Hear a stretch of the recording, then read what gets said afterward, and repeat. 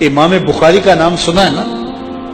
اللہ اکبر، رسول اللہ کی 6 لاکھ حدیثیں زبانی یاد کی، اللہ اکبر۔ اور آج امام بخاری کی کتاب صحیح بخاری، اصح الکتب بعد کتاب اللہ، کتاب اللہ کے بعد سب سے صحیح کتاب بخاری شریف آج دنیا اسے چومتی ہے، ختم بخاری ہوتا ہے، یہ امام بخاری کی جمع کرتا ہے۔ امام بخاری سفر پہ جا رہے تھے اور امیر آدمی تھے، 6 لاکھ اشرفیاں اس زمانے میں آپ کے پاس، یہ چھوٹا سا مایا نہیں، کشتی کا سفر تھا۔ کسی شخص نے دیکھا کہ ان کے پاس 6 لاکھ اشرفیاں ہیں، اس نے سوچا عالمانہ وضع قطع ہے، پگڑی ہے، جبہ ہے، تو یہ اتنی اشرفیاں تو کسی تاجر کے پاس ہونی چاہیے، تو یہ ایک عالم کے پاس اتنی اشرفیاں ہیں۔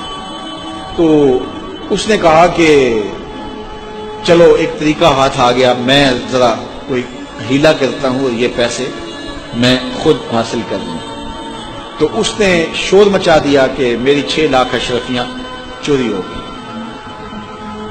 کہ جب سب تلاشی لی جائے گی تو ان سے نکلیں گی تو لوگ کہیں گے کہ تو ایک مولوی شخص ہے اور تیرے پاس اتنے پیسے کہاں سے آئے، تو اشرفیاں مجھے مل جائیں۔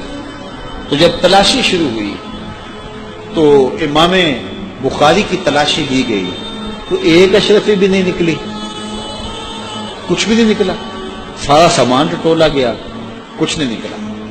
خیر چلو، لوگوں نے اس کو کہا تو جھوٹا ہے، تم نے خام خواہ جو ہے وہ ایک مکر کیا ہے۔ وہ بھی بڑا پریشان تھا کہ اشرفیاں میں نے ان کے پاس دیکھی، گئی کدھر؟ خیر جب جہاز چلنے لگا تو آہستہ آہستہ امام صاحب کے قریب ہو گیا، امام بخاری سے پوچھنے لگا حضرت اشرفیاں تو تھیں آپ کے پاس، تو کدھر گئی؟ فرمایا جب تم نے الزام لگایا نا، اور مجھے پتا ہے کہ تم نے الزام کیوں لگایا، میری وجہ دیکھ کے تم نے میرے سے ہتھیانا چاہا تھا، تو میں نے چپکے سے وہ اشرفیاں سمندر میں پھینک دی۔ تو کہا حضرت اتنی زیادہ اشرفیاں اور سمندر میں پھینک دیں؟ کہا ہاں۔ کہا کیوں پھینکی؟